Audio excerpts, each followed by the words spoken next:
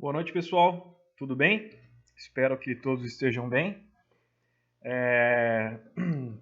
Para variar, nossa aula saiu está bem mais tarde do que o esperado.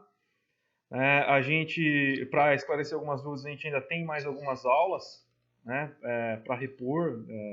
De acordo com o calendário oficial, era para nossa disciplina terminar dia 28, mas a gente ainda tem mais duas aulas, né, para assistir.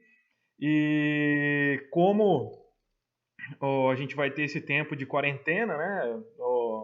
Vocês podem se organizar, assistir quando vocês puderem, né? Eu vou tentar apressar essas duas últimas aulas, né? Para tentar soltar as duas semana que vem, para vocês conseguirem se organizar melhor. Né? Não posso prometer, porque algumas forças maiores às vezes acabam atrapalhando a gente, né? Mas eu prometo que eu vou tentar, né? É o tipo de promessa que é factível de fazer, né? Hoje nós temos mais uma aula em tópicos atuais em imunologia e sanidade de peixes. E hoje nós vamos estudar um pouco sobre imunidade de mucosa e também nós vamos ver como utilizar essa imunidade de mucosa e a resposta gerada por ela para ter benefícios na piscicultura. Então, é apenas uma revisão do que a gente viu na aula passada. Nós vimos as principais doenças de peixes, então nós vimos parasitas, bactérias e vírus, né? E uma das principais conclusões que eu queria que vocês tivessem na aula passada era justamente a do perigo, né, dos antibióticos, né? O malefício de se utilizar antibiótico numa piscicultura. Como eu disse para vocês na aula passada, ele é utilizado para tratamento de doenças e também de forma profilática, né?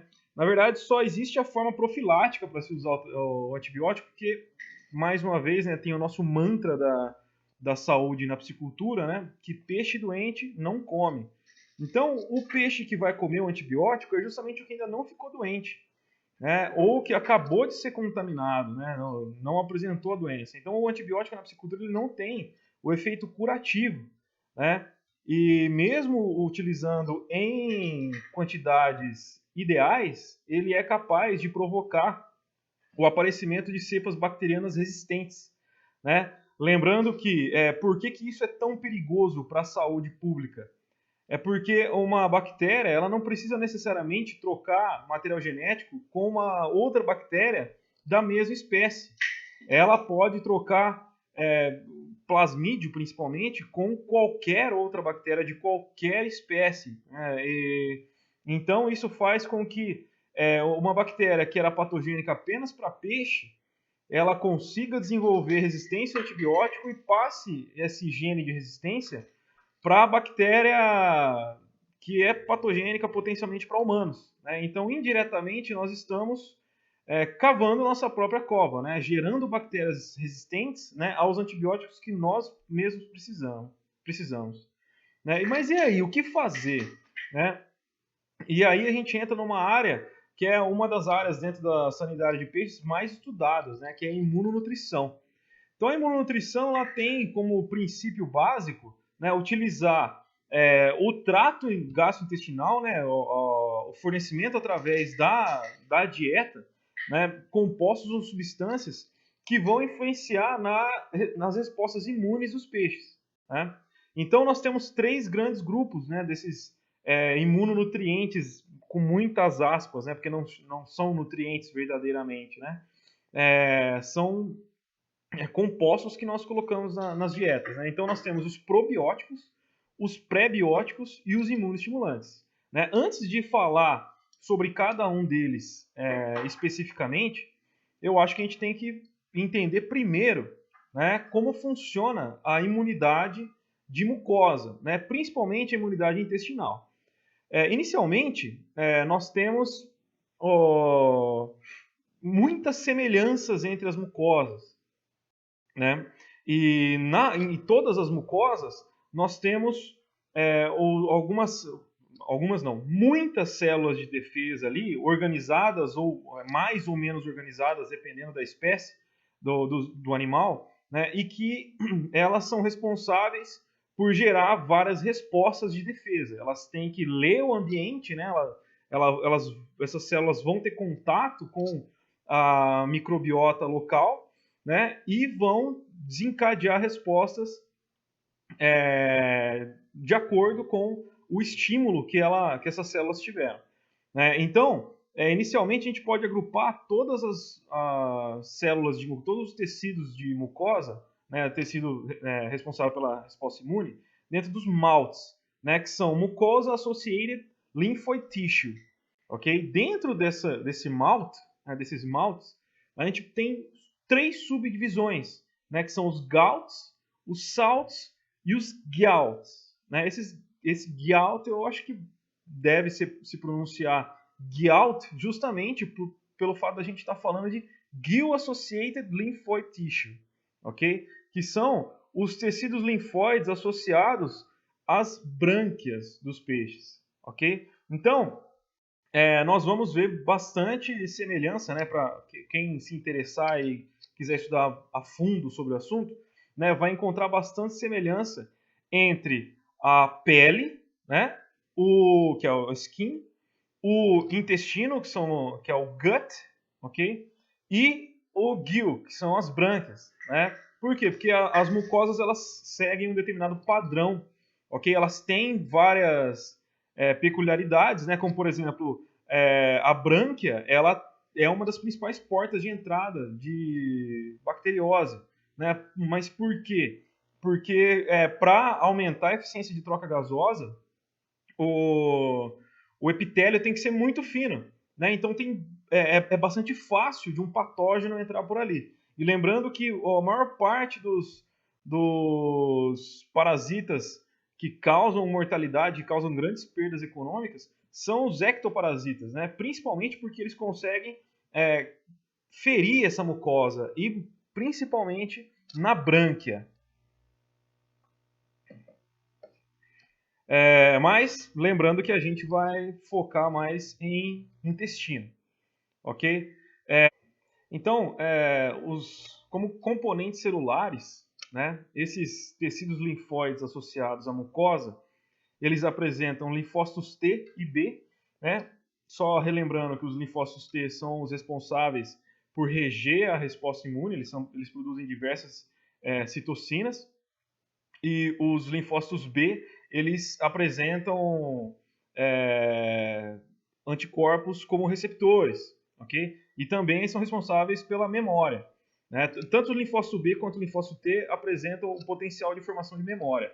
Né? E um tipo específico de linfócitos B, que também é encontrado nesses tecidos linfóides, né, que também é encontrado nas mucosas, são plasmócitos, né? Que são células de plasma, que são responsáveis pela produção de anticorpos, né, para a liberação no soro, né, nos líquidos teciduais. Também há grande presença de macrófagos e também de granulócitos, seja de neutrófilo, seja mastócito ou o equivalente em peixe, que são os eosinófilos. Ok? Como componentes humorais, nós podemos citar as imunoglobulinas, que são os anticorpos, né? As proteínas do complemento, né? Que nós já vimos que são proteínas bem importantes e que fazem a interface de forma bem intensa entre a resposta inata e adaptativa. Tem também a liberação de peptídeos antimicrobianos, né? Várias citocinas, porque as células estão fazendo comunicação o tempo todo, né? Obviamente, produção de muco, né? E espécies reativas de oxigênio e nitrogênio.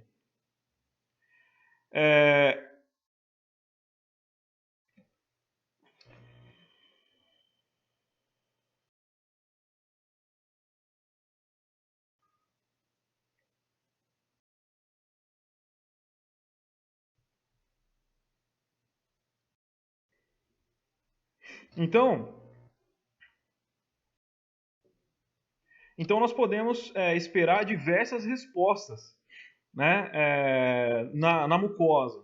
Então a gente vai ver a ação de componentes humorais, né, sejam elas diretamente sobre os patógenos ou na forma de agentes de opsonização, né, opsoninas, que vão resultar em fagocitose, né? A própria fagocitose, seja de patógenos ou de pedaços de patógenos que vão ser processados, né, de antígenos que vão ser processados e apresentados a outras células, né, apresentação de antígenos que eu acabei de falar, migração celular, porque vai haver o deslocamento de células de defesa de outros sítios para mucosa, vai haver formação de memória também, né? E também o recrutamento celular. Então, células que ainda estavam nos órgãos hematopoéticos, né? Células ainda pluripotentes, né? Vão se proliferar e dar origem a células de defesa para serem emitidas na corrente sanguínea e chegar na mucosa. Então, através da mucosa, nós conseguimos orquestrar, nós conseguimos ilicitar a resposta sistêmica do peixe. E assim nós conseguimos gerar uma proteção, né? Principalmente através do sistema imune inato. Então aqui, eu acho que eu já mostrei esse slide para vocês, né? Isso aqui, na verdade, é uma figura de mamífero, né? Mas isso aqui serve para ilustrar, né? Então a gente vai ter o lúmen intestinal, ok? Que é onde o alimento está passando, né? E aqui a barreira, a camada externa de muco, né? Que ela é bem rica em bactérias, ok? Aí tem uma camada interna de muco, que aqui a gente vai ver tanto bactéria quanto diversas substâncias de caráter imunológico, né? Substâncias de defesa. Inclusive, em peixes, tem a produção e liberação de IgM no muco, mas também tem a produção e liberação de IgT, que é um anticorpo similar ao IgA. O IgA, para quem não lembra, ou para quem não estudou isso, é um anticorpo que ele, apesar de ser específico contra um epítopo de um patógeno, né, ele é produzido o tempo todo, ele é secretado na lágrima, né, no sêmen, ele é secretado em todas as secreções. Né? Então ele faz também a interface entre resposta inata e adaptativa. No caso, o contrário, né? Adaptativo para inato. Ok? No caso de peixe, ele é um monômero, né? E na maior parte das espécies. Tem algumas espécies que tem dímero ou várias espécies. A maior parte esmagadora das espécies ainda não foi encontrada. Ok? E aí nós vamos ter o enterócito, né? Que é a célula do intestino, especificamente, né? E as células caliciformes, que são as que produzem muco, ok? E também nós vamos ter várias células, né? Junto aqui no caso está exemplificando um plasmócito que está secretando IgA, né? No peixe vai ser o plasmócito secretando IgM e IgT, né? Mas também vai ter macrófago, né? Uma característica importante é que em mucosa de mamífero é muito comum encontrar é muito comum a presença de células dendríticas, né? Que elas são especialistas em capturar fragmentos de patógeno, selecionar os epítopos, os antígenos e fazer o processamento para apresentar. Elas são células apresentadoras de antígeno profissionais, né? Muito poucos peixes apresentam essas células, ou foi encontrado em muito poucos peixes. É um número muito pequeno de espécies, essas células dendríticas. Então, nós consideramos que quem faz essa fagocitose de debris celular bacteriano ou viral e faz a apresentação de antígenos são os macrófagos residentes. Ok? Aqui, só para ilustrar, isso aqui é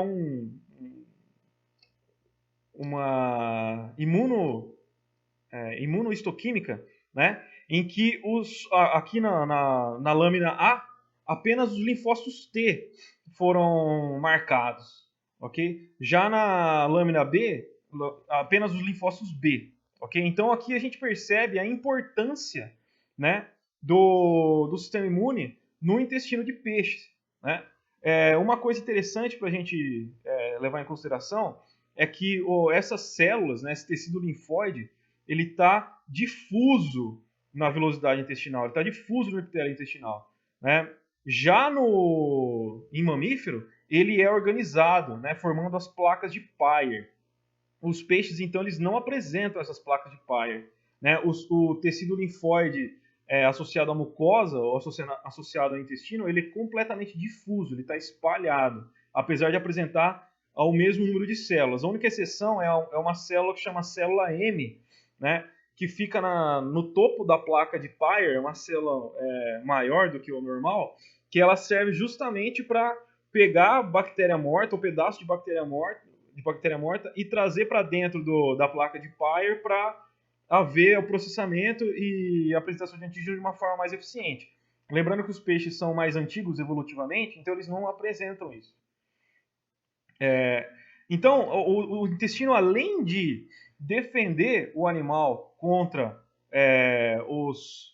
os patógenos intestinais, ele tem também que apresentar tolerância. Por quê? Porque tem várias bactérias benéficas ali, né? Lembrando que por que os animais eles mantêm, eles cultivam uma flora intestinal? É porque as bactérias ajudam na digestão. Nós não conseguiríamos de forma nenhuma digerir a maior parte dos nutrientes, né, dos alimentos que nós ingerimos sem as bactérias ali.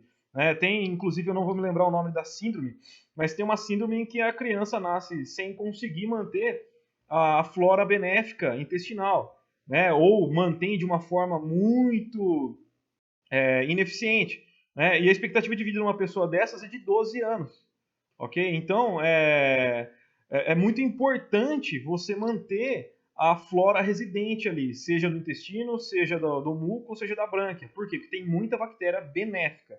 No caso do intestino, o principal intuito das bactérias é aumentar a eficiência intestinal, né? No entanto, nós, através da seleção de receptores específicos, né? As bactérias benéficas que a gente consegue manter ali, né? Elas conseguem, inclusive, lutar elas mesmas contra as bactérias patogênicas, ok? Então, através dessa ideia de manipulação da flora intestinal, nós vamos chegar, então, no uso da imunonutrição. E o item mais utilizado na imunonutrição são os probióticos, né? O item que a gente pode mais encontrar papers sobre é o item dos probióticos, né? Então, o que são os probióticos? Os probióticos, eles são micro-organismos vivos, né? Então, a gente está dando a bactéria para o peixe comer, né? E, obviamente, a gente vai dar uma bactéria benéfica, né? Uma que aumente a digestibilidade ou que, no caso, na imunonutrição, né, que aumente a resposta imune, aumente a defesa contra patógenos, ok? Então, ela pode atuar de algumas formas distintas, né? Então, o probiótico ele pode desencadear uma resposta imune, né? E ele mesmo vai desencadear uma resposta imune, seja diretamente através do reconhecimento, né, das células imunes do intestino, através dos PRRs, dos pumps que ele contém, né? Ou indiretamente através de nutrientes e metabólitos, ok?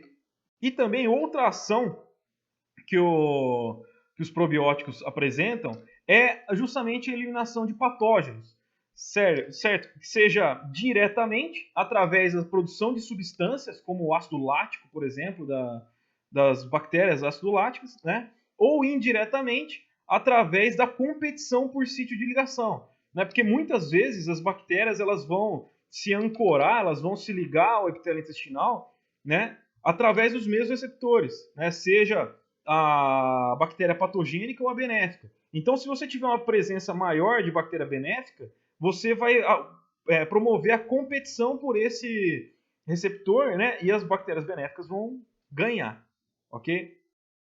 Então, alguns exemplos, né? Nós temos na literatura, é bem vasto o número de papers utilizando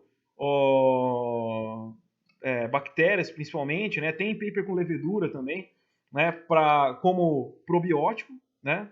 E um contato que eu tive, né? Uma experiência pessoal e um paper de bastante peso que a gente publicou, né? É justamente a utilização de probiótico em pacu, né? E ainda a gente fez a infecção experimental com Aeromonas hydrophila.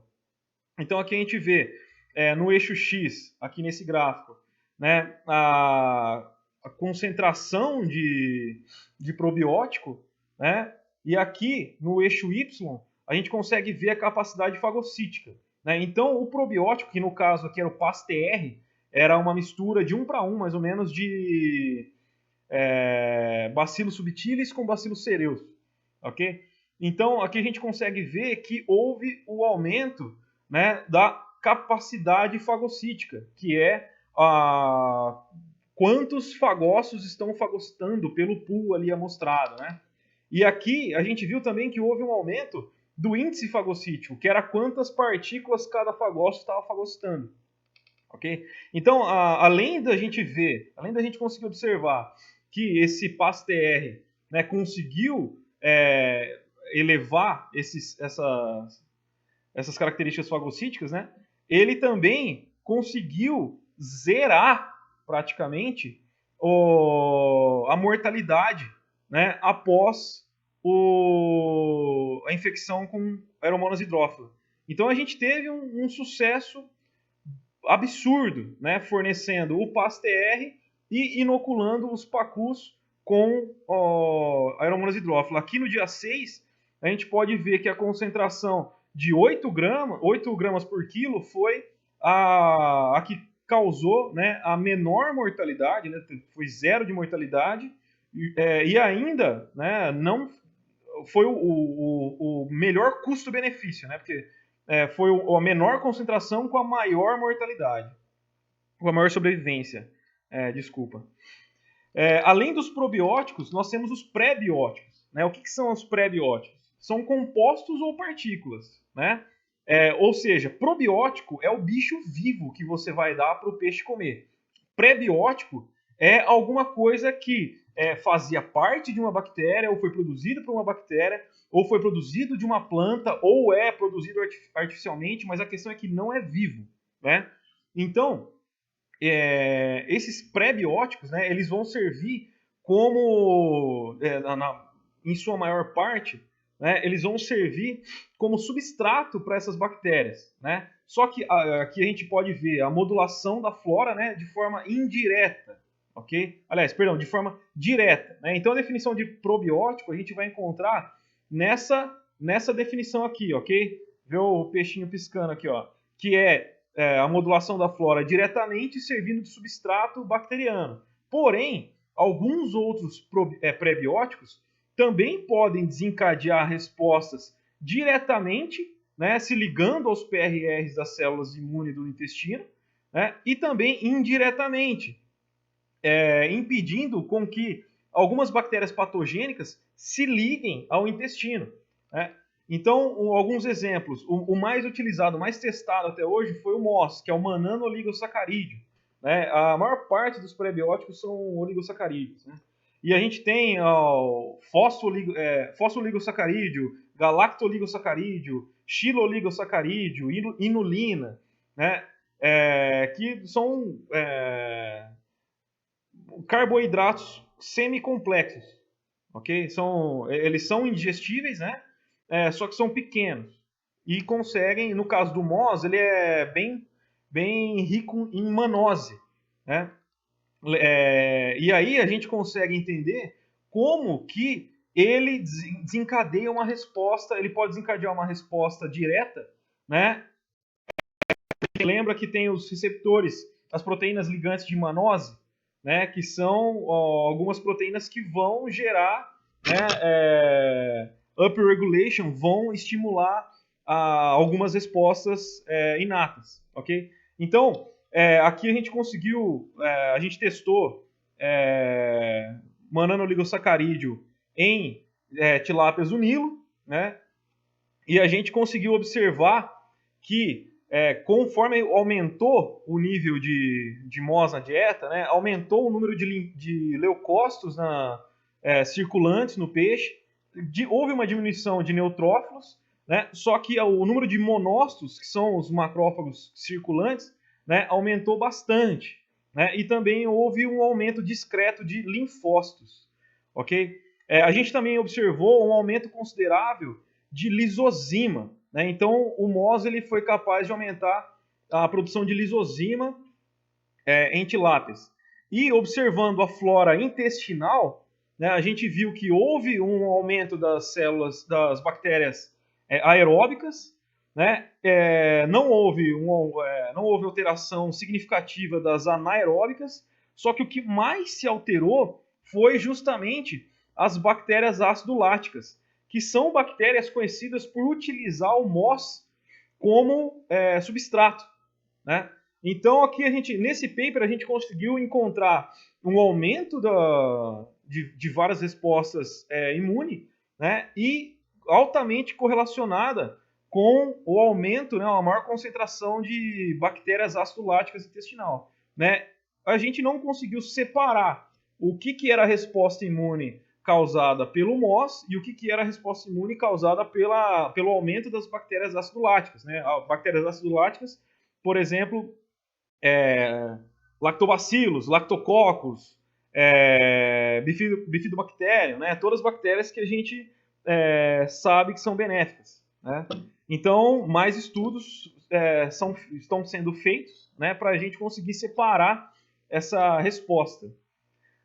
E o terceiro grupo são os imunoestimulantes. A gente chama de imunoestimulantes por quê? Porque a gente inicialmente pensava-se que ele apenas aumentava algumas respostas, né? Mas na verdade os imunoestimulantes eles são mais conhecidos hoje como imunomoduladores, porque eles podem aumentar uma resposta, mas diminuir outra. Né? O próprio MOS ele tem esse efeito imunomodulador, né? Tanto que ele é utilizado em cães como preventivo de inflamação intestinal. Né? Ele diminui a inflamação crônica no intestino de cães. Né? Então, o que são esses imunomoduladores? São partículas que são reconhecidas diretamente pelo sistema imune, mas também podem ser algumas vitaminas. Né? Algumas vitaminas têm a capacidade de imunomodular peixes. Né? Então, os mais conhecidos são os beta-glucanos, né, que também, junto com o MOS, são encontrados na parede de levedura. Né? Nucleotídeos, que são extraídos de bactérias e através do reconhecimento de algumas células imunológicas presentes no intestino, ele consegue identificar sequências, né, que pertenciam especificamente a bactérias e consegue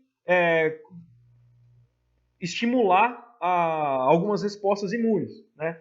A gente tem também o levamisol, que é um antiomíntico, que ele tem efeito imunossupressor, e inclusive a gente tem um paper publicado com ele, que ele... eu disse imunoestimulante, perdão. Eu disse imunossupressor, mas eu quis dizer imunoestimulante. A gente tem um paper publicado com ele, mostrando que ele aumentou algumas respostas de PACU e também diminuiu as concentrações de cortisol, né, que é o hormônio relacionado ao estresse, né, decorrente do estresse.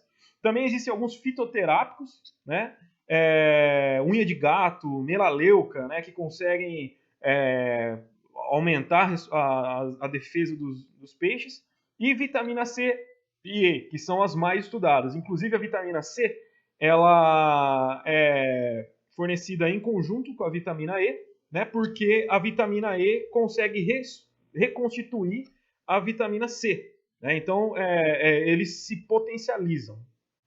Então, pessoal, essa aula foi mais curtinha do que a gente estava acostumado, né, que é um tema que é mais fácil da gente entender, né, e já que a gente já tem uma boa base, né, que foi fornecida para vocês nas primeiras aulas, né? O mais difícil de entender mesmo sobre imunologia de peixe, né? Vocês já pegaram, já, né? E pelo que eu leio do trabalho de vocês, né? Vocês estão indo super bem. Então, nos vemos semana que vem, né? Através de mais videoaulas e se cuidem, ok? Até mais.